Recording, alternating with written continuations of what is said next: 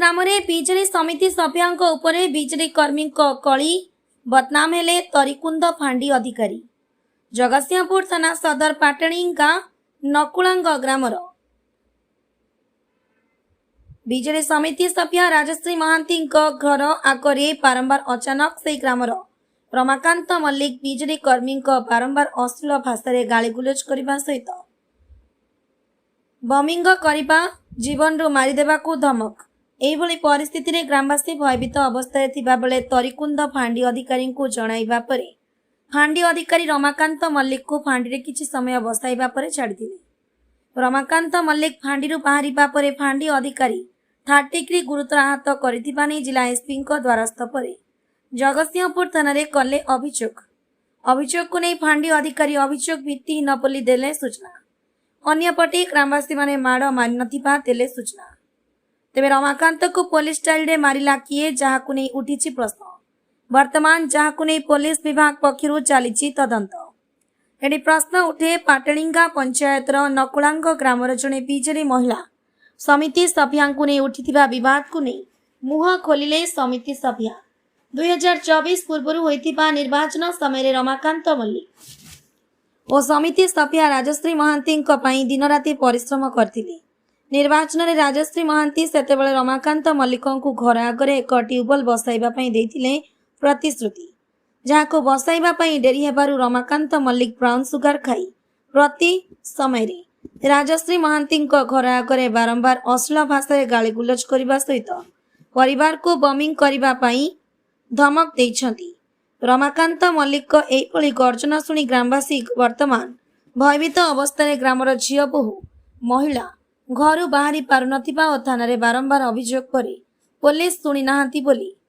राजश्री महांती आनिछंती अभियोग एवं जगतसिंहपुर थाना एक लिखित अभियोग करिछंती। अन्यपटे रमाकांत मल्लिक मो स्वामी नाम मिथ्या अभियोग थाना करिछंती।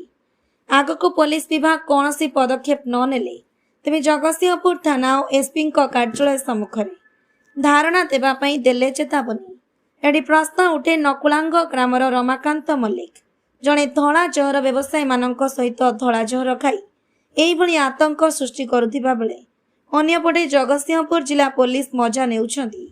केबे एहिभଳି घटना उपरे कार्यानुष्ठान ग्रहण करिवे ताहाकु नै शताधिक महिला पुरुष और बुद्धिजीवी जगतसिंहपुर एसडीपीओ आंजिक्य बाबूराव मानक माने निकट रे अभियोग करिसंती। तेबे देखिबाकू बाकी रहिला ग्रामवासी अभियोग को भित्ति करी पुलिस कार्यानुष्ठान ग्रहण करुछंती। Bureau report Brahmakila news. Bhashini Mahanti Jagatsinghpur जिलार पाटणी पंचायत ये नकुलांग ग्राम ए ग्राम पाउडर खिया संख्या बढ़ीगला। पाउडर खाई आसिक घर दुआर मुहर सोदा सोदी एमती भाव में 2-4 दिन है कर संध्या बेले सकाଳେ सबूल एमती चलती झील बोहू मैंने केमी चलिए से आम आईन ये नौ पुलिस की जन हाँ पुलिस के विषय जन पुलिस गाड़ी भी आसला पुलिस गाड़ी बुलिक गले किसी तार किसी ना माने अभियोग थाना वाला भी शुणुना आदि किसी थाना वाला न शुणती आम ऊपर लेवल को जीव कलेक्टर पाखु जीव जनइबू एमती करूँ गाँव में आंधला जहर खाई मैंने उपद्रव हले महिला मैंने सुरक्षित ना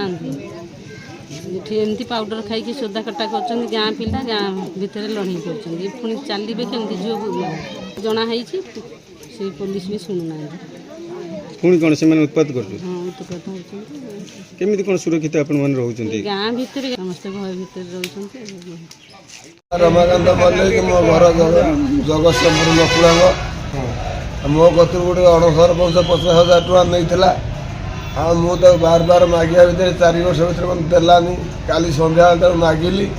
मागला हाँ तू आइला बेलू सी ना मु गला बेलू माई पे छुआ पिला मो साथ हाउ हाउ हेले सौदा सौदी है सौदा देला से मोर पड़ेली आइला दे सी पुलिस भ्यान पठेला मो भ्यान पठेगी मत टेकी नहीं भाई भ्यान पाखे मत माड़ मारूँ माने पुलिस वाला खूब फंडी लो पुलिस करिकुम फांडी के मारछि त ना ତରିକୁଲ ଫାଣ୍ଡିର ଯିଏ ଆମର ଯିଏ ଯୋଡ଼େ ସାଇଡ଼୍ରେ ଚେୟାର ଅଛି ମଝି ସାଇଡ଼୍ରେ ଯେଉଁ ଲୋକଟି ବସ ତା ନାଁଟି କୋଉଠିକି ଜାଣିଲେ ନେଇ ମାଇଲା ସେ ସିଭିଲ୍ ଡ୍ରେସ୍ ତା ପଛପଟେ ଗୋଟେ ଅଛି ବାରଣ୍ଡା ହୋଇଯିବା ହାଣ୍ଡି ଭିତରକୁ ନେଇଗଲା ହଁ 2 ଜଣ ତ ଜଣେ ହାତ ଧରିଲା ଆଉ ଜଣେ ଗାଣ୍ଡିକି ପଦାକୁ ବାହାର କରିକି ପିଟିଲେ କୋଉଥିରେ ପିଟିଲେ ମାନେ ପାଇପରେ ପାଇପ ମାନେ ଏତେ ଗୋଟା ପାଇପ ପୁରା ତଳେ ଯାଉଛି ଆଉ କଣ ହେଇଛି ଏବେ ଅବସ୍ଥା ଅବସ୍ଥାରେ ମୁଁ ବସି ପାରୁନାହିଁ ଖାଇପାରୁନି ସକାଳୁ ସାରେ କିଛି ଖାଇଛି କୋଉ ଦିନ ବାଡେଇଲେ କାଲି ରାତିଠାରୁ ଗାଡ଼ି ଛାଡ଼ିଲେ କୋଉ ଦିନ ମାରିକି ଛାଡ଼ିଦେଲେ ନା ତ ରଖିଲେ 15 ମିନିଟ୍ ଖଣ୍ଡେ ଛାଡ଼ିଲା ପରେ 15 ମିନିଟ୍ ଖଣ୍ଡେ ବସିଲା ପରେ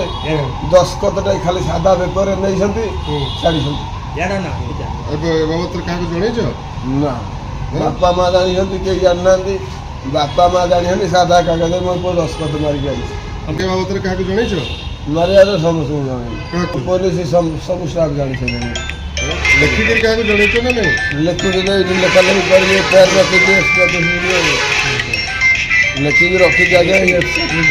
କଣ ଘଟଣା ହେଇଥିଲା ମାନେ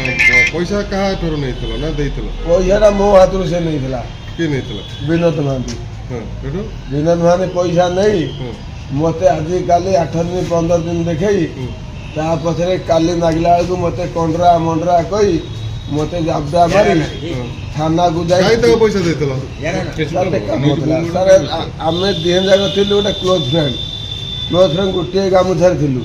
କିନ୍ତୁ ସିଏ ବର୍ତ୍ତମାନ ସେ ଗାମୁଛାଟାକୁ ଚିରିକି ସେ ପଇସାକୁ ନେଇକି ସେ ଖାଇ ଦେଇକି ବହୁଛି ଆଉ ମୋତେ ମୋ ଆଉ ଧରା ଛୁଆ ଦେଉନି ମୋତେ ବର୍ତ୍ତମାନ ମୋର 70 ହେଇକି 50,000 ଟଙ୍କା ଆଜ୍ଞା ଠିକ୍ ଅଛି ଟେଣିଆ ପଞ୍ଚାୟତର ସମିତି ସଭ୍ୟ ହେଲା ଗୋଟେ ପାଉଡ଼ର ପାଟି ହେଲା ପ୍ରତିଦିନ ଆସିକିନା ଘର ଦ୍ୱାର ମେ ଶୋଧୁଛି ହେଲା ମୁଁ ଘର ଭିତରେ ପଶି ମୋତେ ଟଣା ଉଟଣା କରି ଘୋଷାଡ଼ି ଇଏ କରିଛି ଆମର କ'ଣ ପୁଅ ବୋହୂ ଯେଉଁ ଝିଅ ବୋହୂ ମାନେ କେହି କ'ଣ ଆମ ବାହାରକୁ ବାହାରି ପାରିବୁନି ଏମିତି ଶୋଧା ସେ ଭାଷା ମାନେ କାନ ବି ଶୁଣିବନି ବାଟ ଘାଟ ବି ଚଲେଇ ଦେଉନି ଆମକୁ ରାତି ଅଧରେ ଆମ ଘର ବି କବାଟ ବାଡ଼ଉଛି ସବୁଦିନ ଶୋଧୁଛି ମୁଁ ପୋଲିସକୁ ବି ଫୋନ୍ କରିଛି 100 ବାର ଆସିଲା ସେ ବୁଝେଇ ଦେଲା ପଳେଇଲା ହେଲା ମୁଁ FIR ନେଇକିନା ଦେଲି ସେମାନେ ବି କୌଣସି ପଦକ୍ଷେପ ନେଉନାହାନ୍ତି ଏଠି ଆମେ କ'ଣ କରିବୁ କୁହନ୍ତୁ ଆମ ଗାଁରେ କ'ଣ ଝିଅ ବୋହୂ କେହି ଚାଲିବେନି ବାଟ ଚାଲିବେନି ତାର ପଦକ୍ଷେପ କାହିଁ କିଛି ନେଉନାହାନ୍ତି କାହିଁକି ଡାକିକିନା ନେଲେ ବସେଇ ଦେଲେ ଛାଡ଼ିଦେଲେ ହେଲା ସେ ପୁଣି ଆସିକିନା ସେ ରାତି 12ଟା 2ଟା ପର୍ଯ୍ୟନ୍ତ ଉତ୍ପାତ କରୁଛି ଏଠି ଭାଷା ଯେଉଁ ଏମିତି ଭାଷା ଯେ ଘରେ ଛୁଆ ପିଲା ସମସ୍ତେ ରହୁଛନ୍ତି ଥାନା ନ ଶୁଣିଲେ ଆମେ ଗାଁ ଲୋକ ସବୁ ଏକଜୁଟ ହେଇ ଯାହା କରିବୁ ଏଥରକ ଆମ ଉପରକୁ କିଛି ଆସି ନ ଆସେ ତ ବର୍ତ୍ତମାନ ଯେଉଁ ରମାକାନ୍ତ ମଲ୍ଲିକ ଗୋଟେ ଅଭିଯୋଗ ଆଣିଛନ୍ତି ଯେ ଦୀର୍ଘ ଦିନ ହେଲା ତାଙ୍କଠୁ କିଛି 50,000 ଟଙ୍କା ନେଇଛନ୍ତି ଏଇଟା ମିଛ ଅଭିଯୋଗ ମୋ ପାଖରେ ପ୍ରମାଣ ବି ଅଛି ଏଇଟା ମିଛ ଅଭିଯୋଗ ମୋ ପାଖରେ ପ୍ରମାଣ ବି ଅଛି ସିଏ ପ୍ରଥମେ ଯଦି ମୁଁ ଯଦି ଇଲେକ୍ସନ ଯେତେବେଳେ ଛିଡ଼ା ହେଲି ହଁ କ'ଣ ଗୋଟେ କହିଦେଇଥିବି ପାଇପ୍ ଗୋଟେ ବସେଇବା ପାଇଁ ତାଙ୍କ ଦୁଆର ମୁହଁରେ ସିଏ ପାଇପ୍ଟା ବି ସାଙ୍କସନ୍ ହେଇଛି ଆସିଛି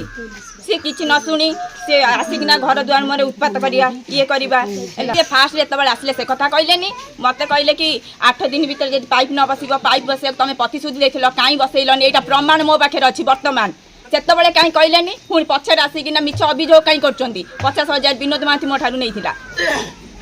ତ ଅନ୍ୟପଟେ ତାଙ୍କୁ ମାଡ଼ ହେଇଛି ବୋଲିକି ଯାହା ଅଭିଯୋଗ ମାଡ଼ କଥା କିଛି ନାହିଁ ଆମର ଏଠି ଗାଁ ଲୋକମାନେ ସବୁ ଅଛନ୍ତି ପଚାରନ୍ତୁ କେହି ହାତ ବି ଦେଇନାହାନ୍ତି ହେଲା ସମସ୍ତେ ବି ସେ ଏକଜୁଟ ସମସ୍ତେ ବି ସେତେବେଳେ ଥିଲେ କେହି ହାତ ଦେଇନାହାନ୍ତି ତ ବର୍ତ୍ତମାନ ଦାବି କ'ଣ କରୁଛ ଆର କିଛି ଗୋଟେ ଇଏ କରନ୍ତୁ କ'ଣ ମାନେ କାରଣ ପୋଲିସ ତ ଶୁଣୁନି ନା ତ ନ୍ୟାୟ ଦରକାର ନା ହେଉଛି ରବି ନାରାୟଣ ଭୋଇ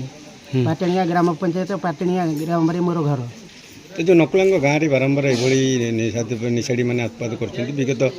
ଦିନରେ ହେଇଥିଲା ଅଭିଯୋଗ ମଧ୍ୟ ଥାନାରେ ହେଇଥିଲା ଯେ ଯେଉଁ ପିଲା ନାଁରେ ଅଭିଯୋଗ ହେଇଥିଲା ତାକୁ ପୋଲିସ ବାଡ଼େଇନି ଗ୍ରାମବାସୀମାନେ ମିଶିକିରି ବାଡ଼େଇଛନ୍ତି ବୋଲି ଥାନାରେ ଅଭିଯୋଗ ହେଇଛି ଏ ମାଡ଼କୁ ଯେଉଁ ଅଭିଯୋଗ ହେଉଛି ତା ଭିତ୍ତିହୀନ ସିଏ ନିଜେ ବି କହୁଛି ମୋତେ ପୋଲିସ ବାଲା ମାରିଛନ୍ତି ଆମ ଗାଁ ତାକୁ କେହି ହାତ ଦେଇନାହାନ୍ତି ଏମିତି ଅନେକ ବାର ହେଇଥିଲା ଆମେ ବୁଝେଇଛୁ ବୁଝେଇଲା ପରେ ତା ଗାର୍ଡ଼ିଅନ୍ ତାର ସମସ୍ତଙ୍କୁ ସରପଞ୍ଚ PS ମେମ୍ବର ଅଲଗା ପଞ୍ଚାୟତର ସରପଞ୍ଚ ବହୁତ ମାନ୍ୟଗଣ୍ୟ ବ୍ୟକ୍ତିଙ୍କ ଉପସ୍ଥିତିରେ ଆର ଗୋଟେ ସ୍ଥାୟୀ ସମାଧାନ ହୋଇଥିଲା ଯେତେବେଳେ ବାରମ୍ବାର କଲା ଆମେ ବାଧ୍ୟ ହୋଇକରି ଆଇନର ଦ୍ୱାରସ୍ଥ ହେଲୁ ଏବଂ ଲିଖିତ ଅଭିଯୋଗ ବି ଦେଲୁ ପୋଲିସ ଆସିଲେ ତାକୁ ନେଲେ ଛାଡ଼ିଦେଲେ ତେଣୁ ଆମେ ଆଗାମୀ ଦିନରେ ଯଦି IAS ମହାଶୟ ପୋଲିସ ମହାଶୟ ନ ବୁଝନ୍ତି ତାହେଲେ ଆମେ ଉଚ୍ଚ ପଦବୀ ଯିଏକି SPଙ୍କ କତିରେ ଆମେ ଦ୍ୱାରସ୍ଥ ହେବୁ ନିଜ ଗାଁରେ ଏଭଳି ନିଶାଦ୍ରବ୍ୟ ବଢ଼ି ଚାଲିଛି ଯାହାକୁ କେବେ ବିରୋଧ କରିକି ବା ରୋକ ଲଗାଇବା ପାଇଁ ଥାନାରେ ଅଭିଯୋଗ କରିଛନ୍ତି କି ନାଇଁ ସାର୍ ଆମେ ଥାନାରେ କରିନଥିଲୁ କେବେ ଆମେ ବୁଝେଇଥିଲୁ ଆମେ କହିଲୁ ପିଲାଟି ସ୍ୱାଭାବିକ ଅବସ୍ଥା ଫେରି ଆସିଲୁ ଆମେ ବୁଝେଇଲୁ ବାର ବୁଝେଇଲୁ କେବେ ହେଇନଥିଲା ଅତିରୁ ଇତି ହେବାରୁ ଆମେ ବାଧ୍ୟ ହେଇକି ଆଇନର ଦ୍ୱାରସ୍ଥ ହେଲୁ। এই নকুଳାঙ্ଗ 7 নম্বর ওয়ার্ডର ମୁଁ ଜଣେ ବ୍ୟକ୍ତି ପ୍ରତ୍ୟେକ ଦିନ ଏ ଗାଁରେ ଆମର ପାଉଡ଼ର ମାଫିଆ ମାନଙ୍କର ଇଏ ବଢ଼ିଲାଣି ଏ ପାଉଡ଼ର ଗୁଡ଼ାକ ଖାଇକି ସବୁବେଳେ ସୋଦାସୋଦି କରୁଛନ୍ତି। କାଲି ରାତି 12টাରେ ସେମିତି ଏଠି ଗାଡ଼ି ଆଣି ଗଁ ଗଁ କରିକି ମା ଭଉଣୀ ସୋଦା ଯେ ମାନେ ଆଉ ଘରେ ମାଇ ପେ ଛୁଆ ବି ରହିପାରିବେନି ଏ ଯେଉଁଭଳି ହେଉଛି। ଆମେ ଆର ସମାଧାନ ଚାହୁଁଛୁ ସରକାରଙ୍କୁ ଜଣେଇଲୁ ପୋଲିସ କି ଥାନାରେ ଜଣେଇଲୁ ସେମାନେ ଆସିକି ତାକୁ କିଛି କ'ଣ ପଚରା ଉଚରା କରି ସେମିତି ପଳେଇ ସେ ବାରମ୍ବାର ଆସିକି ଏମିତି କରୁଛି ଆଙ୍କ ଘରର ଗ୍ରିଲ୍ ବାଡ଼େଇକି ତାଙ୍କୁ ଡାକୁଛି ଯେ ତୁମେ ବାହାରକୁ ଆସ ତୁମର ମୁଁ ଅମୁକ କାଟିଦେବି ସମୁକ କାଟିଦେବି ମର୍ଡ଼ର କରିଦେବି ଏମିତି ବିଭିନ୍ନ ପ୍ରକାର କହୁଛି। ଆଜି ଆକୁ କହୁଛି କାଲି ତାକୁ କହିବ କାଲି ତାକୁ କହିବ ଏଗୁଡ଼ାକ ଏମିତି ବଢ଼ିକି ଚାଲିଛି। ତେଣୁ ଇଏ ଯଦି ଆର କିଛି ସମାଧାନ ନ କରନ୍ତି ଆମେ ଏସ୍ପିଙ୍କ ଦ୍ୱାରସ୍ଥ ହେବୁ। ଦେଶ ସ୍ୱାଧୀନ ହେଲାଣି 1947 ମସିହାରୁ ଆମର ଗୋଟେ ଛୋଟ ଗାଁ ଏଭଳିଆ ଅରାଜକତା କେବେ ସୃଷ୍ଟି ହେଇନଥିଲା। ଦୀର୍ଘ ଦିନ ଧରିକିରି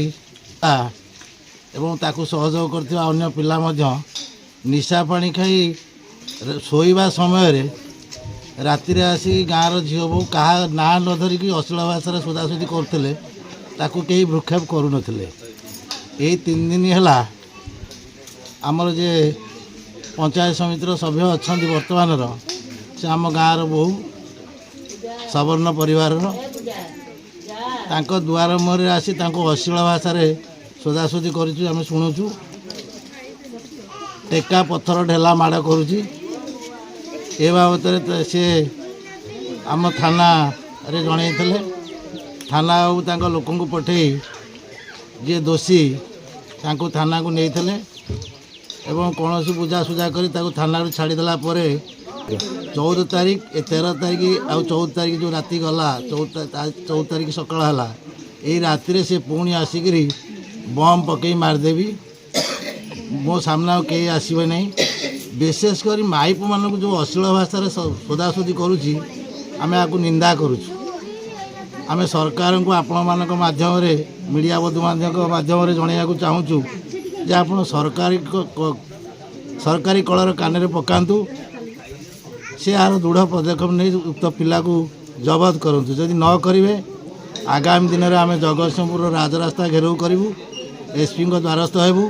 ଆବଶ୍ୟକ ପଡ଼ିଲେ ମୁଖ୍ୟମନ୍ତ୍ରୀଙ୍କ ବାସଭବନକୁ ମଧ୍ୟ ଘେରାଉ କରିବାକୁ ପଛେଇବୁ ନାହିଁ। ଖାଲି ଏ ଗାଁର ଲୋକ ନୁହଁ ଆଖପାଖ ଗାଁ ଲୋକଙ୍କୁ ନେଇ ଆମେ 1000-1500 ଲୋକ ଏ ପଞ୍ଚାୟତରୁ ନେଇ ଘେରାଉ କରିବା ପାଇଁ ପ୍ରସ୍ତୁତ ଅଛୁ।